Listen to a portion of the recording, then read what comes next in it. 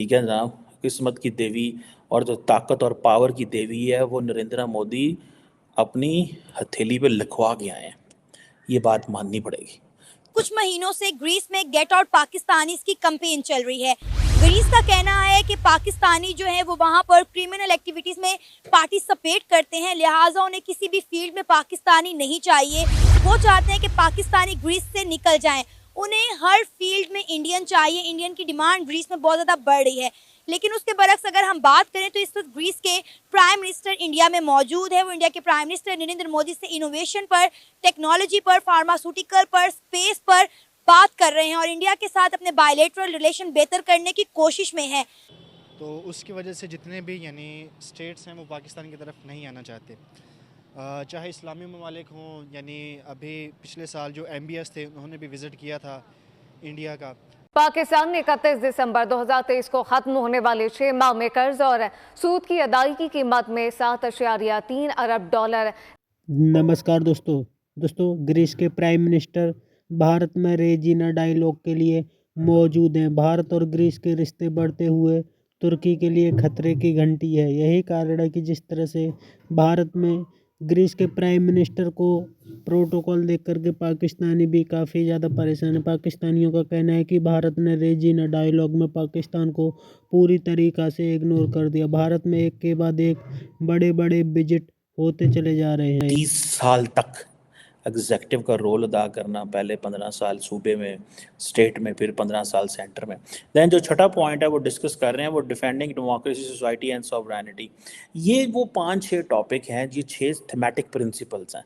जो large principal था वो ये था Chaturanga, conflict, contest, cooperate and create. और अगले जो 6 हैं वो ये इन चीज़ों पे वो डिस्कस करने जा रहे हैं कि आइंदा क्या होगा।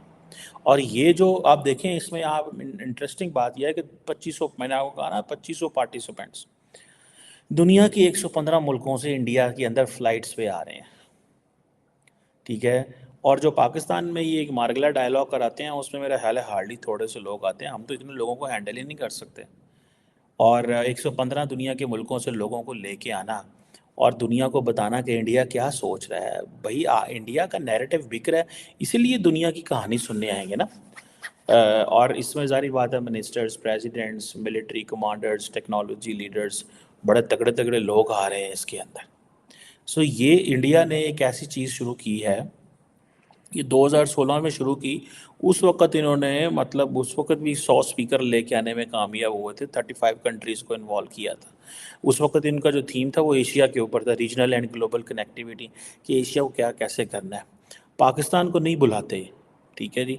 पाकिस्तान को इसलिए नहीं बुलाते, उस वक्त भी डॉक्टर जयशंकर जो थे, ये बेसिकली डॉक्टर जयशंकर का ही आइडिया है ये सारा। और वो डॉक्टर जयशंकर का इसलिए आइडिया है, उस वक्त डॉक्टर जयशंकर फॉरेन सेक्रेटरी थे, if I am not wrong.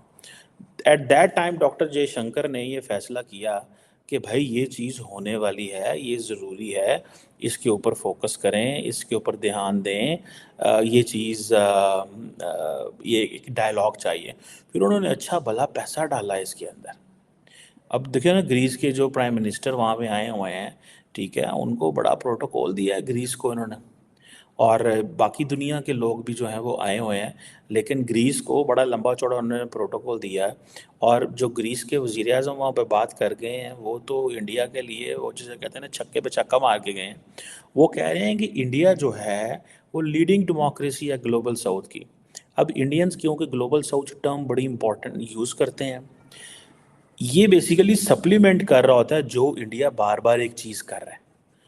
अब for example India global south की बात कर रहा है, वेस्ट को कह रहा है पैन तो यार तुझे ये ग्लोबल साउथ की गल ही नहीं सुनते, आप हमारी बात ही नहीं सुनते, आप हमें सुनते ही नहीं हम क्या सोच रहे हैं, आपको पता ही नहीं है कि हम क्या कर रहे हैं, कैसे कर रहे हैं, किधर जा रहे हैं, क्या मतलब ये चीज़ें जो है ना वो है। सो वो कह रहे हैं कि इंडिया जो है वो लीडर है ग्लोबल साउथ का, ये कंसेंसस बिल्डर है। मैं इस चीज़ से एग्री नहीं करता India is a consensus builder. उसकी वजह ये है कि इंडिया ने कहाँ कंसेंसस बिल्ड किया है इस खित्ते में। India is taking a solo flight with its own preferred partners. India is ignoring Pakistan. India जो है वो दुनिया के लिए, देखें, इंडिया वो काम कर रहा है कि इंडिया अपने खित्ते के तमाम ममालिक में के साथ या तो मसाइल में होगा या इग्नोर कर रहा होगा। अब पाकिस्तान जैसे मुल्क को तो वो इग्नोर करेंगे ना, दे इट डजंट लुक नाइस। अब उम्मीद ये है, मैं आपको मज़े की बात बताऊँ, उन्होंने कहा है कि भाई पाकिस्तान डोमिनेट कर जाता है डिस्कशन के अंदर। ये इंडियन अथॉरिटीज़ को बड़ा प्रॉब्लम था कि पाकिस्तान डिस्कशंस को डोमिनेट कर जाता है। पाकिस्तान के जब लोग आते हैं, पाकिस्तान के जब यहाँ वज़ीर आज़म आते हैं, मीडिया, तो मीडिया उनकी तरफ ज़्यादा ध्यान देता है। मीडिया इंटरनेशनल ध्यान, उन्होंने कहा छोड़ो यार पाकिस्तान की बात ही ना करो, थिंक ग्लोबल, निकलो पाकिस्तान से। So this is a very calculated by design एक मूव है, never include Pakistan, do not bring Pakistan in the discussion. And उनकी बड़ी कामयाब मूव रही है पाकिस्तान को इग्नोर करने की। ज्यादा लंबे अरसे से गेट आउट पाकिस्तानी की कंपेन चल रही है। ग्रीस का ये दावा है, उन्होंने ये इल्ज़ाम आयद किया है कि वहाँ पर मौजूद पाकिस्तानी इनलीगल एक्टिविटीज़ में पार्टिसिपेट करते हैं, जिसकी वजह से उन्होंने कहा है कि हमें किसी भी शोबे में जो है वो पाकिस्तानी नहीं चाहिए। लिहाजा उन्होंने कहा है पाकिस्तानियों को कि आप हमारे मुल्क से निकल जाएं। लेकिन उसके बरक्स अगर हम देखें तो इस वक्त ग्रीस के जो प्राइम मिनिस्टर हैं वो इंडिया के अंदर मौजूद हैं और इंडिया के साथ अपने बायलेटरल रिलेशनशिप बेहतर करने की कोशिश कर रहे हैं। वहाँ पर उनका बड़ा वार्मली वेलकम किया गया। इंडिया के प्राइम मिनिस्टर नरेंद्र मोदी से उनकी मुलाकात भी हुई है। डिफरेंट सेक्टर्स पर, डिफरेंट एंगल्स पर उन्होंने बातचीत की है। क्या कहना चाहेंगे आप इस सारे मामले पर? एक तो मैं ये बात कहना चाहूँगा कि अगर गेट आउट पाकिस्तानीज़ की बात चल रही है तो उसमें देर में बस कुछ ना कुछ तो सच्चाई होगी उसमें, कि पाकिस्तानी ने कोई ना कोई गलती तो वहाँ पे की होगी, या उनके, क्योंकि हमारा कल्चर डिफरेंट है यूरोप से, तो हम लोग कल्चरल डिफरेंसेस की वजह से भी ये एक पोजीशन हो सकती है। दूसरा, कोई ग्रीस की इकोनॉमी की उतनी स्ट्रांग नहीं है जिसकी वजह से हमें कोई इतनी टेंशन लेने की ज़रूरत भी है। ग्रीस खुद एक तबाहशुदा इकोनॉमी है। वो हुआ करता था ग्रीक्स के ज़माने में जब एथेंस में पूरी दुनिया से लोग जाते थे।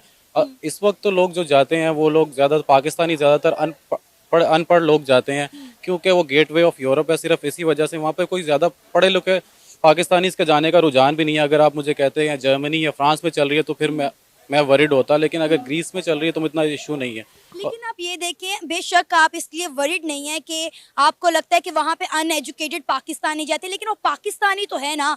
पाकिस्तान का नाम तो इंटरनेशनली जो है वो ख़राब हो रहा है ना।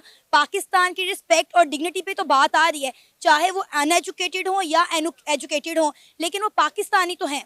जी बिल्कुल, आप पाकिस्तानी तो हैं, लेकिन कोई भी माशरा दुनिया में ऐसा नहीं है जहाँ पे सभी अच्छे लोग हैं या सभी बुरे लोग हैं। अच्छे बुरे लोग सब हर जगह पे मौजूद होते हैं। अगर आप सिर्फ चंद पाकिस्तानियों का नाम लेके पूरे पाकिस्तान को बदनाम करने की कोशिश करेंगे तो ऐसा बिल्कुल भी नहीं है।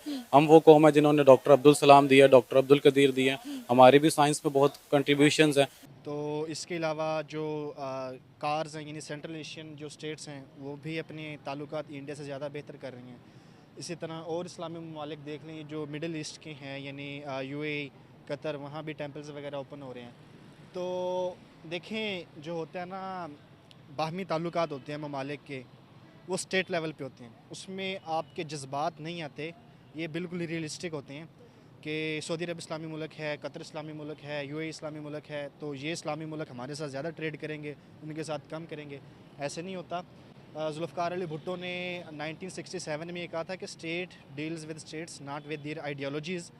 तो वो ये देखेंगे कि उनके अंदर पॉलिटिकल स्टेबिलिटी कितनी है और वहाँ उनको इन्वेस्टमेंट के कितने फ़वाइद होंगे। अब यहाँ सारा सिस्टम ही उल्ट चल रहा है, ना यहाँ डोमेस्टिक स्टेबिलिटी है, ना यहाँ कोई पॉलिटिकल स्टेबिलिटी है, हुकूमतों का पता नहीं होता, वज़ीर आज़म की कुर्सी बांट रहे हैं, कोई लेने के लिए तैयार नहीं है। तो सारा सिस्टम उलट है। जब तक उनको यहाँ मौके नहीं दिखेंगे तो वो यहाँ नहीं आएंगे, चाहे इस्लामी ममालिक हों, चाहे नॉन इस्लामिक कंट्रीज़ हों। अगर इंडिया की बात करें, जिस तरह से 5th लार्जेस्ट इकोनॉमी मोदी ने बनाया, मतलब पहले से डेवलपमेंट चल रही थी बट बहुत आहिस्ता थी, और मोदी के आने के बाद ऐसा हुआ कि भाई सिनेरियोज बदल गए, 5th लार्जेस्ट इकोनॉमी बन गया, चांद पे चला गया इंडिया, और काफ़ी मामला जो कि इंडिया को उजागर कर दिया दुनिया की नज़र में।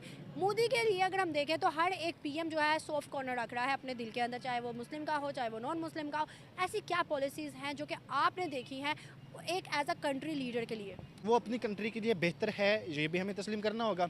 वो यानी अब नेहरू के बाद मोदी वो सेकंड प्राइम मिनिस्टर था इंडिया का जिसको अमेरिका में इतना प्रोटोकॉल मिला, यानी सदर लेवल का, जो पिछले साल वो गए थे। ठीक है।